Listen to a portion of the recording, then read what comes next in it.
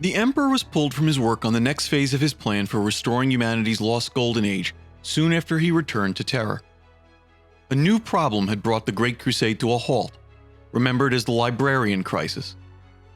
The Primarchs of the Space Marine Legions had become bitterly divided over the experiment that had established librarius departments, units of Space Marine psykers, in many of their legions. Horus alone found himself unable to litigate the dispute successfully. Only the authority of the Emperor could pronounce the final word upon the place of psykers in the Legiones Astartes and the wider Imperium. To deal with the issue, the Emperor decided to call a meeting of the full War Council. All of the Primarchs and contingents from their legions, as well as the other organs of the Imperium, were invited. The meeting was intended to be a debate, in which all of the participants spoke their minds before the Emperor made his final ruling. The council was called to order on Nikaea, a remote, geologically young world still in the violent process of formation. The Emperor ordered the planet terraformed just for the meeting.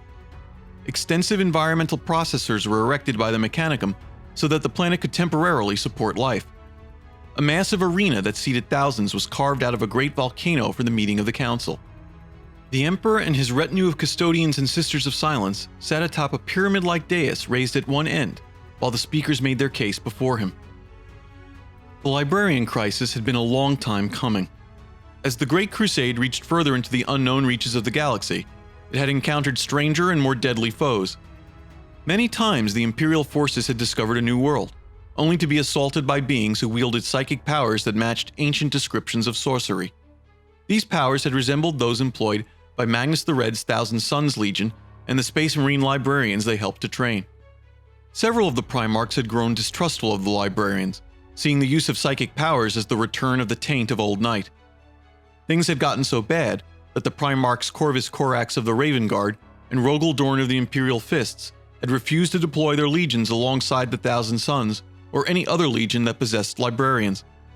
If the Great Crusade was to progress, a binding decision about the nature and use of psykers in the Imperium had to be made.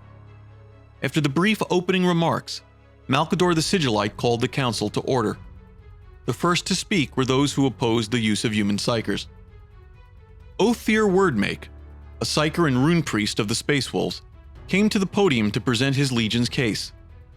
Those who thought as a psyker he would testify in favor of the use of psychic abilities were sorely mistaken. In no uncertain terms, he condemned the Thousand Sons as deceivers and sorcerers based on what he had seen during the Battle of Shrike. The campaign had begun when Lorgar and his word-bearers had come across human settlements in the Arc Reach cluster, ruled by a body called the Phoenix Court. When the Phoenix Court rejected the word-bearers' peaceful invitation to join the Imperium, war ensued. Not long after the campaign started, the word-bearers were reinforced by the Space Wolves. Together, the two legions were able to bring 4 of the cluster's 6 planetary systems into Imperial compliance over the course of 2 years. But 2 of the systems proved particularly difficult to crack, even for the Space Marines. To complete the campaign, Russ sent a delegation to demand assistance from Magnus the Red and the Thousand Sons. Magnus had bridled at the arrogant tone of the Wolf King's request, and had delayed his response for some time. When the Thousand Sons finally arrived on the world of Arc Reach Secundus, nicknamed Shrike by the Imperials after its dangerous flying lifeforms, they proved instrumental in the defeat of the enemy. The members of the Thousand Sons Corvidae cult, gifted in the art of foretelling the future, were the true keys to victory. Their foreknowledge of enemy strategies allowed them to direct Imperial forces in ways that maximized enemy casualties while minimizing their own. Yet tensions between the Space Wolves and the Thousand Sons finally boiled over during the assault on the planet's capital of Phoenix Crag. Magnus was disgusted by the Space Wolves' destruction of much of the city and what he saw as high civilian casualties. In protest, he moved his forces to protect Phoenix Crag's great library from destruction. A tense showdown between Magnus and Leman Russ was the result. Russ declared his right to do as he wished with the enemy world and ordered his forces to charge the Thousand Sons protecting the library. The Thousand Sons responded by using their psychic powers to disable the Space Wolves and kill several of the Fenrisian wolves who served as their animal companions. But disaster suddenly overtook Magnus's legion as they unleashed their psychic might. One of their number, Hastar, began to warp before their eyes, his skin flowing like water and melding with his power armor, his body melting and reforming into grotesque shapes before them. He had succumbed to the curse of rampant mutation the Thousand Sons had thought banished forever, the horrific flesh change. Panic and further mutation began to spread through the Thousand Sons' ranks until Russ stepped forward and executed Hastar. Russ had seen no other solution and had acted out of a sense of mercy, but Magnus was enraged at what he saw as the murder of one of his sons. Magnus charged at Russ in his anger, and war between the two legions seemed inevitable. Luckily, Lorgar intervened and proved able to calm the situation, but Russ swore a blood vow that he would settle the score with Magnus one day. As the Space Wolf Psyker completed his damning testimony recounting the Battle of Shrike, the Primarch Mortarion of the Death Guard stepped to the podium. Mortarion had been raised on Barbarous, a toxic world held in the grip of chaos sorcerers. As such, he claimed from personal experience that Magnus was himself a sorcerer, and the use of all psykers should be banned. He reminded all present that Old Night had been brought on by psykers whose actions had nearly rendered humanity extinct. He pointed to the existence of the Sisters of Silence, a body whose job of hunting down rogue psykers was considered essential for the safety of the Imperium. He dwelled upon the horrors he had seen committed by sorcerers, and the power sorcery provided the enemies of the Imperium. The Death Guard Primarch closed by stating that he didn't think that Magnus was a monster like those he had described and dealt with on Barbarous. Yet Magnus seemed to be walking the same path. Mortarion claimed to condemn Magnus not out of hate, but out of concern for his brother. He only hoped Magnus could be stopped before he was corrupted beyond any hope of salvation. Following Mortarion's passionate plea, a parade of others came forward to speak out against the use of psychic powers. Only when they were done did Magnus the Red rise to defend both himself and psykers in general. Magnus began by recounting the many deeds of librarians who had decisively aided the Great Crusade, and that psykers were essential to the Imperium's administration. To make his point, he indicated the assembled astropaths and navigators. He claimed that to be fearful of the unknown was the mark of ignorance and superstition. He argued that people of ancient times would have seen all the technology present on Nikaea as some form of magic. Such beliefs had obviously been proven wrong as humanity gained more knowledge about the true nature of the universe. The Primarch then spoke of the future, of the great deeds that psykers could achieve for their species. He claimed that future generations would look back at the Council of Nikaea as an event orchestrated by the ignorant. He refuted all the claims of corruption made about his legion.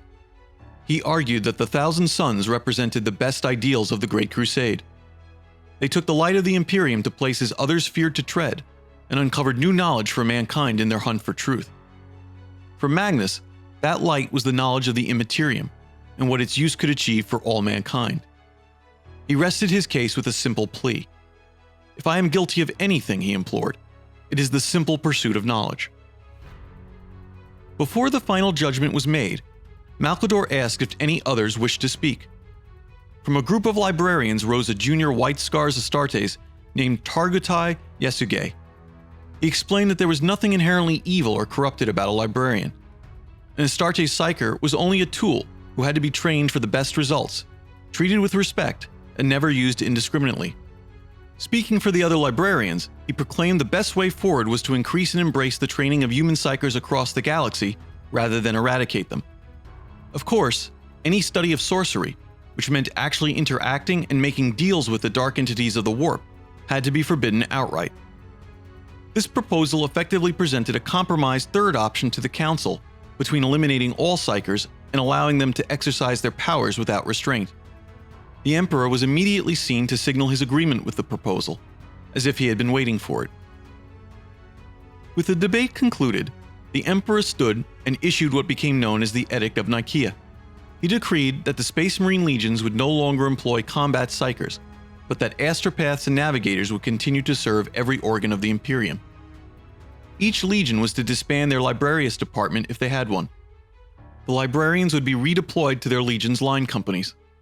The Primarchs themselves were ordered to refrain from using any psychic powers they possessed.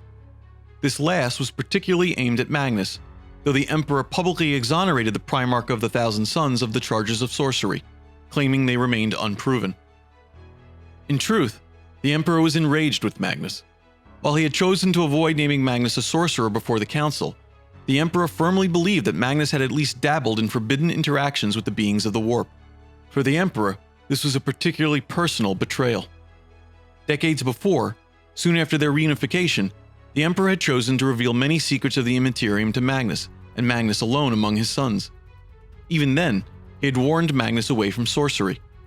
When the council concluded, he pulled his wayward son aside and made his warnings even more explicit. If he ever discovered that Magnus had bargained with the denizens of the warp again, he promised to destroy him and wipe all traces of his legion's existence from the records of the Imperium. In the days after the Edicts of Nikaea were laid down, many wondered why the Emperor had acted so strictly.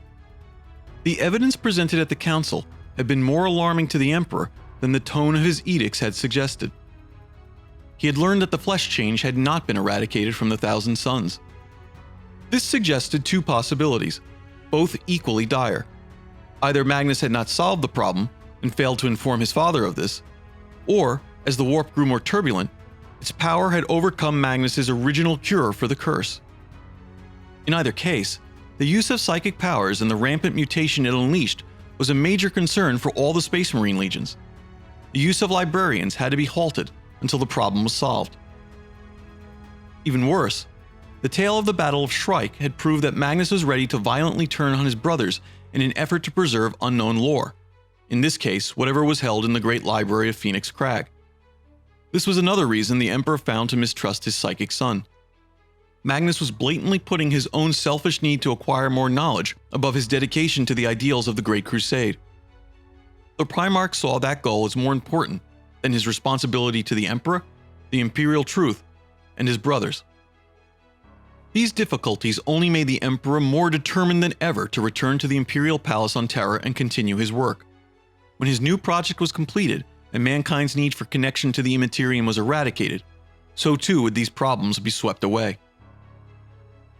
For the Thousand Sons Primarch, the Council of Nikaea was really the trial of Magnus the Red. Yet despite the edict and the Emperor's direct warning, he had no intention of changing course. Once he returned to Prospero, he and his legion psykers would continue their quest to unlock the secrets of the Immaterium. His sons were still afflicted with the curse of the flesh change, despite the deal he had made decades before to end it that had cost him his eye. He intended to redouble his efforts to learn what he needed to save his Astartes. When he did so, even the Emperor would finally understand the necessity for mastering the powers of the warp.